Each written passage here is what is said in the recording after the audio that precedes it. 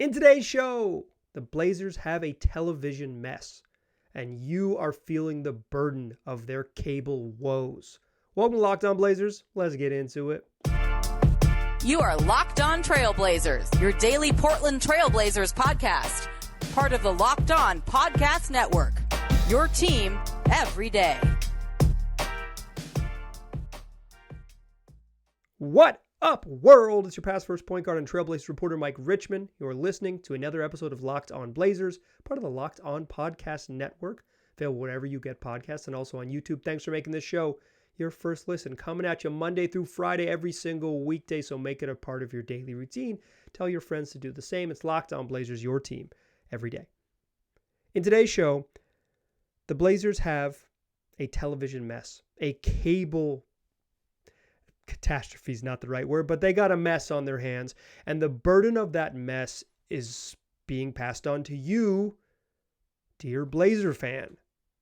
Their issues have fallen on your bank account. Some of those issues are the Blazers' own creation, and they deserve criticism for. Some of those issues are the larger dying market of regional sports networks that are in some ways inescapable, and certainly inescapable if you sign a 4-year contract starting in 2021.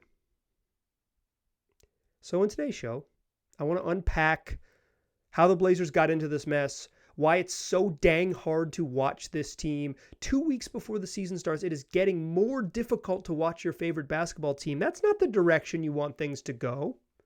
Certainly not the direction, but the Blazers wanted things to go, judging by their public statements.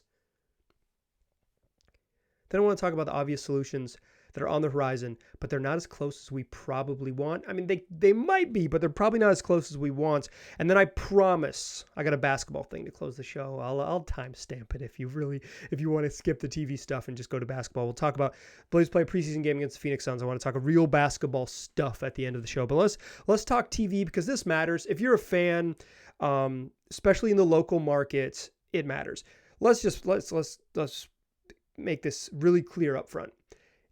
If you don't live in the Blazers market, television market, it's easy to watch the team. You buy League Pass for $150. You get to watch their games with no commercials. You get to watch all the other NBA games. Blazers only have one national TV game this year, so you'll get to watch 81 of their games. So it's cool, and you'll figure out the playoffs when you get there. But there's an easy, straightforward streaming option for you if you don't live in the market. If you live in the market, it is increasingly more difficult, and it is getting increasingly more difficult, and it became even more so this week. You are listening to Thursday, October 12th show, and earlier this week, Xfinity announced that they are reducing the price of the basic cable package that they offer, of the sort of base cable package that they offer. And in doing so, they are moving select channels to, particularly sports channels, to other packages. This includes moving Root Sports to their, quote, ultimate package. Here's the problem. It costs a lot of money to broadcast regional sports networks. So the Xfinity agreement is relatively expensive. Their deal with Root is relatively expensive. And they've previously passed on that cost to a wide swath of the population. But guess what? A lot of folks just do not watch sports. They do not watch sports. Your neighbors do not watch sports. They do not watch the Mariners. They do not watch the Portland Trailblazers. They're chilling. They're watching Love Island. They are blissfully unaware of the Damian Lillard drama. And so when Xfinity says you're paying $7 extra a month because of sports, many households on your street say, I don't want that. People in your apartment complex, they don't want that, unfortunately. And so because of that $7 extra a month that's costing them, they're moving Root to a premium package that is a huge increase for folks, upwards of $35 a month. I'm an Xfinity customer. I'm using their internet. I will get this podcast and video onto the web via the power of Xfinity. So I know how to deal with these people.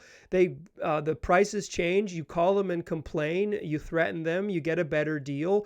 So just what you have to do for now until the end of time is every time that they crazily jack up your rates, get on the phone 6 times until you find the right customer service representative who will only charge you an extra $9 a month and not $35. Yeah, that's simple. Just do that. You don't have a family or a job. You'll be all right. But the base cost to increase it is $37 more, according to what I've read on the internet. It's a big jump. $30 more a month is too much money to watch the Blazers. That stinks. So the Blazers released the following statement. And let me tell you, this stinks too. The Blazers, and I quote, said, "The sports broadcasting industry is rapidly evolving, and like many sports teams, we are experiencing it in real time. Our goal is always to provide the best broadcast to the most fans we can. We were just made aware that Xfinity has moved Root Sports to a different package and are exploring solutions to help ease the transition and impact on our fans. We encourage fans to visit rootsports.com to check all providers in their area and to contact Xfinity to ensure their package includes Root Sports." I don't think those words mean anything. That's just a hollow PR statement. And you know what? I'll translate the hollow PR for you. I've read a lot of PR statements from the Portland Trail Blazers in my time. What it means is, boy, this sucks. Why did they do this to us 2 weeks before the season starts? What can we even freaking do? Probably nothing. But moreover, they're passing the burden on to you. Call Xfinity and complain. Check your Root Sports package and complain. Find out other options. There's only 2 other options, Fubo and DirecTV. Those are the 2 places to stream. On the big streamers, if you are a YouTube TV subscriber, if you're a Hulu subscriber, Root Sports not available and never going to be available on there. Yuck. That stinks. Yuck. Here's the thing. Bad on Xfinity. It's not a good look for Root, although I think they're just kind of caught in the mess of like what a regional sports network is. And it stinks for the Blazers, although they're caught in the mess too. Trying to make it cheaper for consumers makes it expensive for other consumers. Capitalism at its finest, I guess. Is that how that works?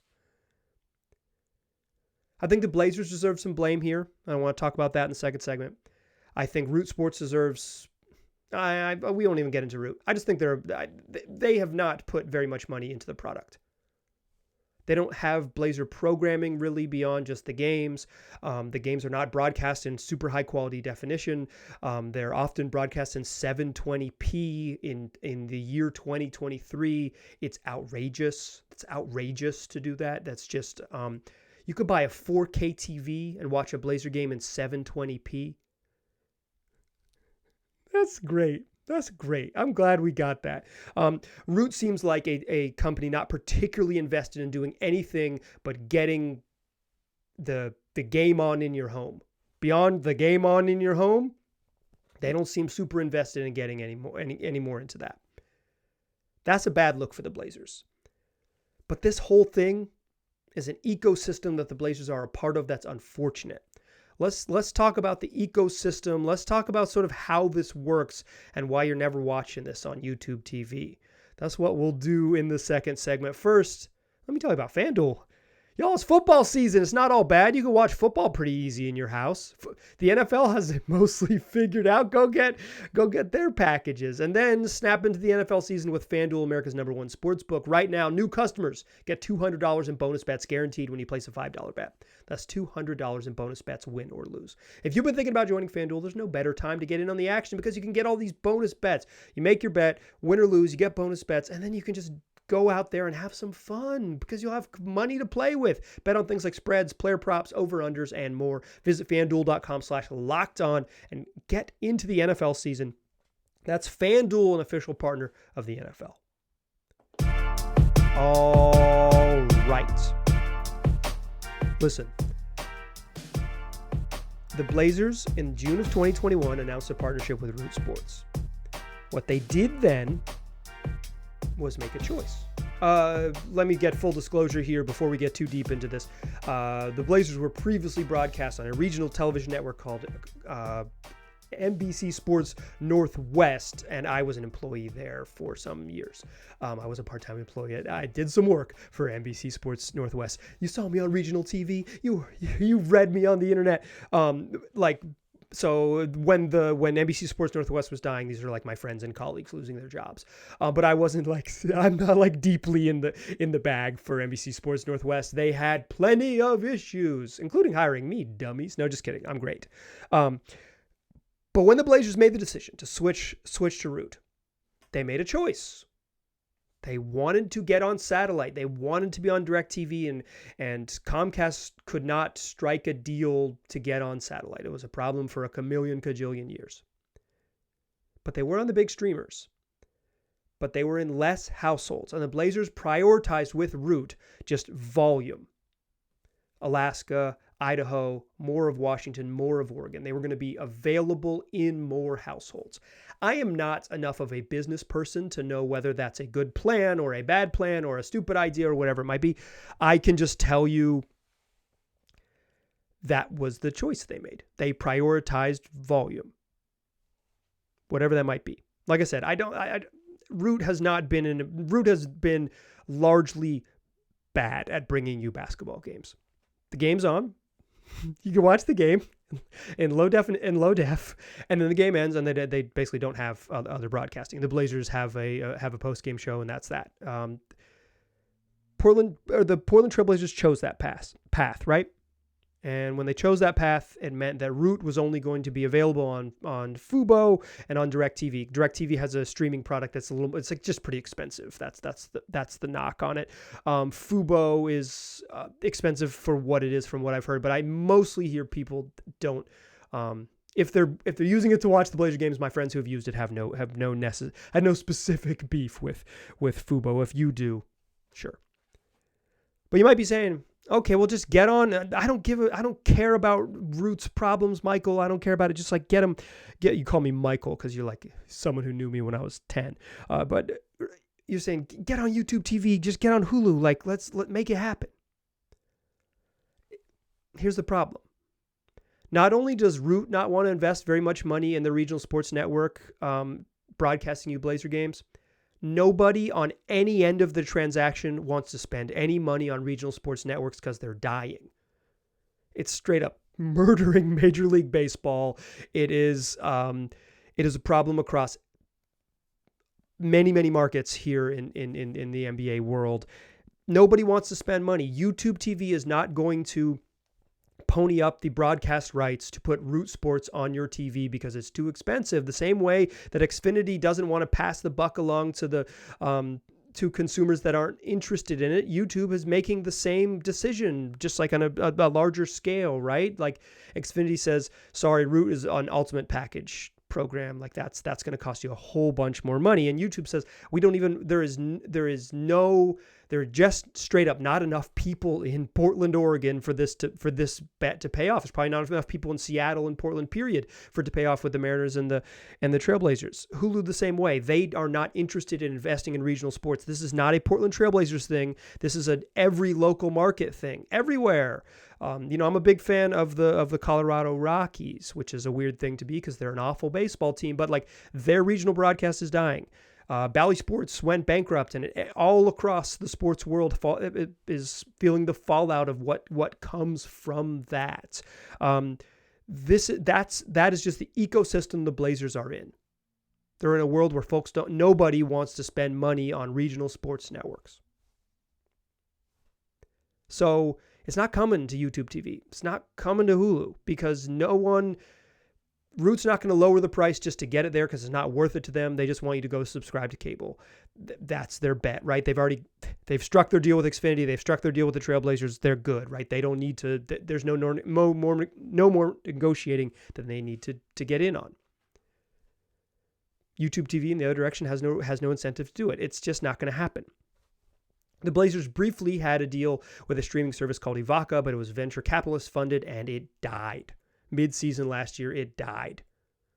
It's another sort of quote-unquote outside-the-box strategy the Blazers have. They've gone to this network that's owned. Root is owned I think 51% by the Mariners or 50% by the Mariners. Like they're a major player in the ownership of it. And perhaps teams owning their own broadcasts is the way to go because it's the obvious future and two teams in the NBA are already there. This is the solution. The Blazers deal with Root Sports runs through 24-25. It might cost you an outrageous sum of money to watch it on cable, or let's be clear here. You can watch it illegally with a little bit of craft. If you're kind of good at the internet, like I moved far away from my beloved North Carolina Tar Heels when I was a teenager, and I learned how to watch stuff illegally on the internet, and now it's 20 years later and I can still do that. You can too, but the ease of turning on your television and watching TV is better than the hunting for illegal streams, better than sailing the seas. It's just a better user experience. And so until the end of the 24-25 season, when the Blazers contract with Root runs out, they're probably stuck in this mess. I mean, they could break it. Maybe this situation causes them to break their deal and they'll pay to get out of it or whatever. It's not like the Allen estate is hurting for cash. They could do this if they want to. So it might be all of this season and all of next where this is difficult to watch your favorite team, but the solution is obvious and is standing right there. It's just look in the beautiful mountainous region of the western United States, where I take you now to Salt Lake City, Utah, where the Jazz have it figured out. They no longer on a regional sports network.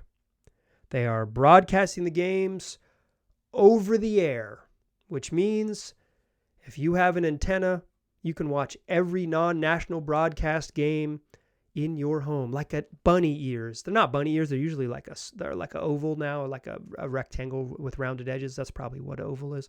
But they're a square type shape. They're no longer bunny ears, but you can get bunny ears if you want.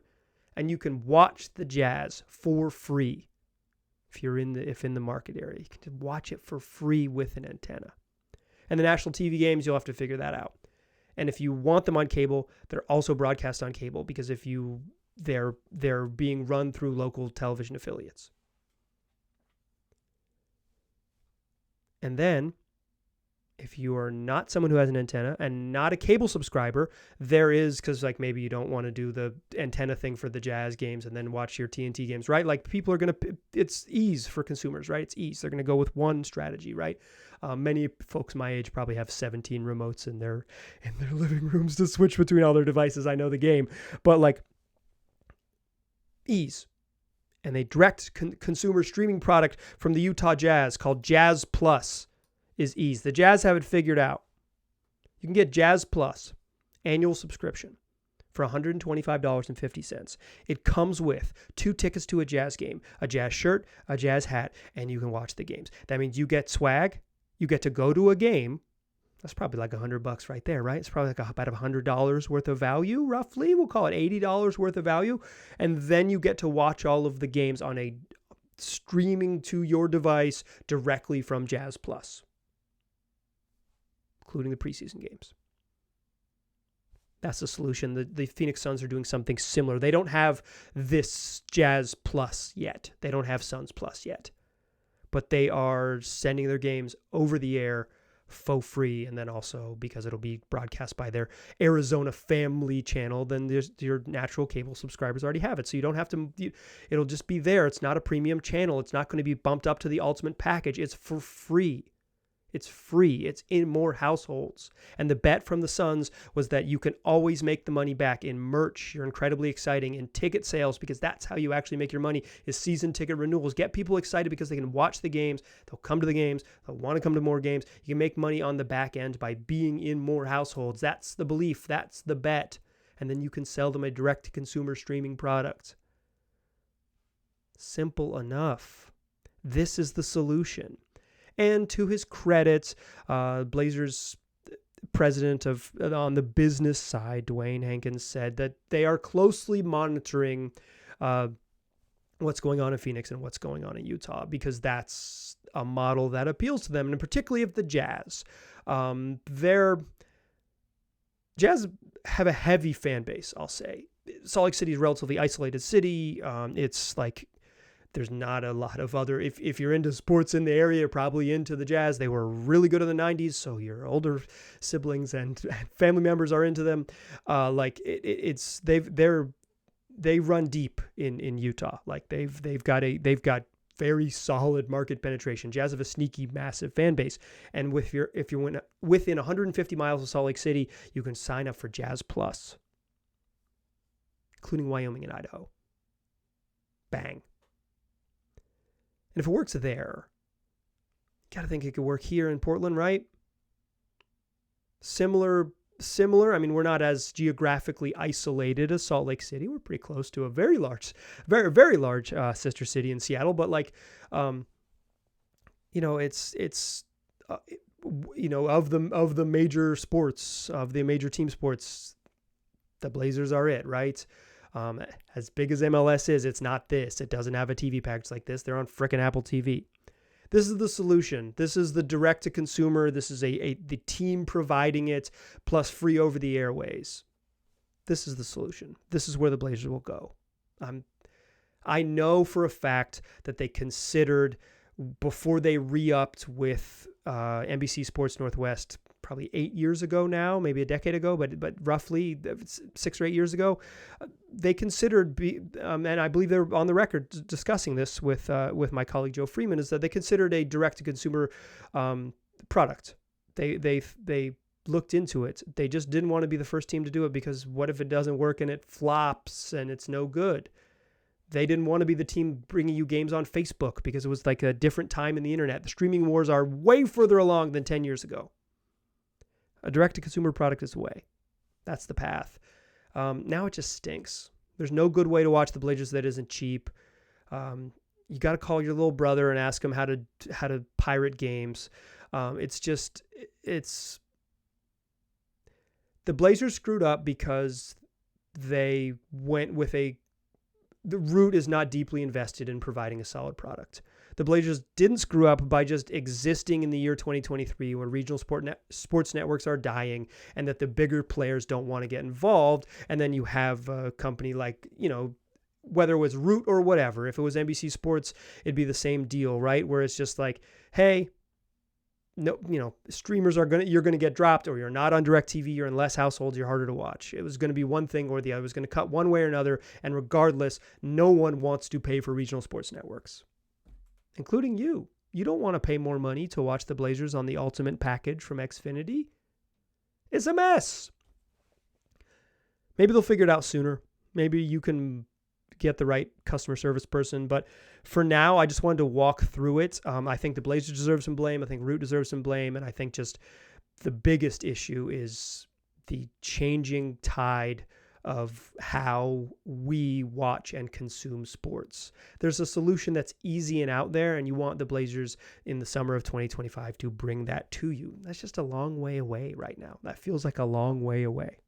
Okay, how about a real basketball thing? Blazers play a preseason game this evening. You're listening to Thursday, October 12th show. They play tonight against the Phoenix Suns. How about a real basketball thing? A real basketball thing. One thing I absolutely want to see the Blazers do that I would say looks like improvement, looks like a step in the right direction, or perhaps running in the right direction. Join me in the third segment. We'll talk about running. Still a pass first point guard. Still Mike Richmond. You're still listening to Locked On Blazers. Okay, real basketball stuff. You made it.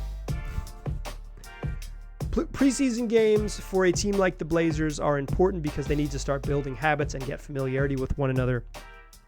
Build that continuity, build that on-court familiarity that can allow them to grow and get better throughout the season.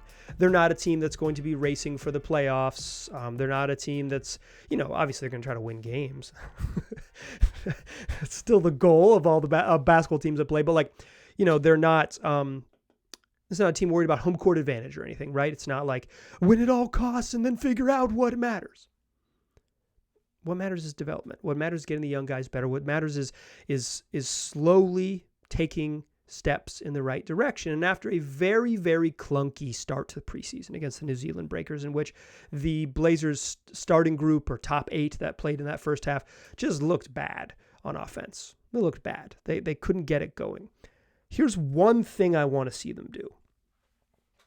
I want to see them run this specific set. No, I'm just kidding. How about just get out and run?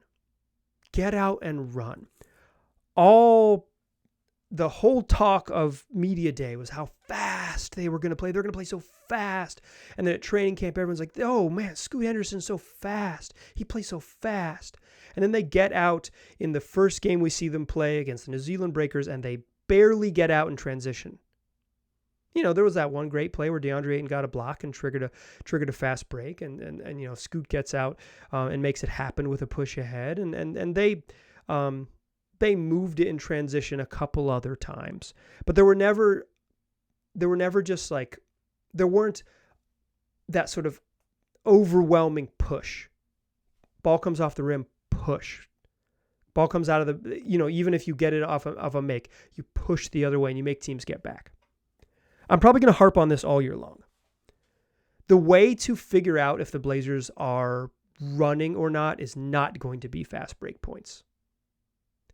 So many of your friends and I'm sure my colleagues in the media are going to point to the fast break battle because it's in the box score. Literally paper box score. It's in the official NBA box score. You can get it after the game.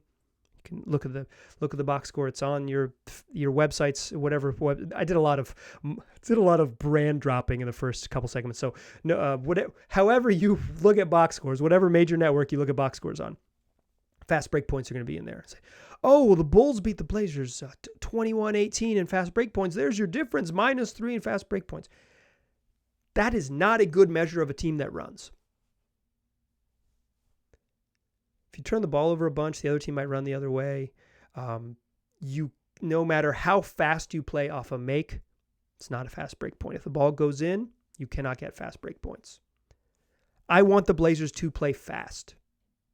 Some of those will be fast breaks. But I think I would like to see them do against Phoenix on Thursday evening, and this will be a thing that I consider a success, and I consider them sort of playing the right way and playing the way that they've expressed very clearly that they want to play, is push it. Push it. Fast break points aren't going to be the thing that is the key. They're going to be a byproduct of doing it all the time, getting across half court and getting into your sets.